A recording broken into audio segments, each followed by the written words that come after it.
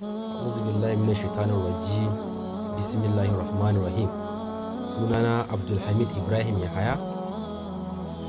Alhamdulillah, a yau wannan rana ta Litinin wanda ya daidai da 13 ga watan Muharram hijira ta 1445 wanda ya daidai da 31 ga watan 7 2023. A wannan rana ta Litinin na zo ne domin na ja hankalin al'ummar annabi Muhammad sallallahu alaihi wasallam bisa wannan abin alkhairi da Allah subhanahu wa ta'ala yi mana kuma yake kan yi mana, duba da yanayin duk wanda ya tsinci kansa a wannan al'umma ta annabi Muhammad sallallahu alaihi wasallam to ba shi da wani abu da zai yi wa Allah sai dai godiya.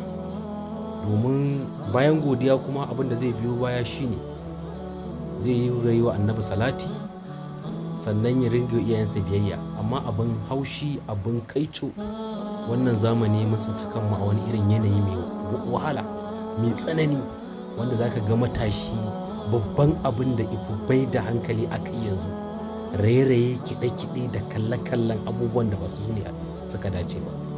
Alhayi halin jan hankalin da zan yi akan matasa shine a kullum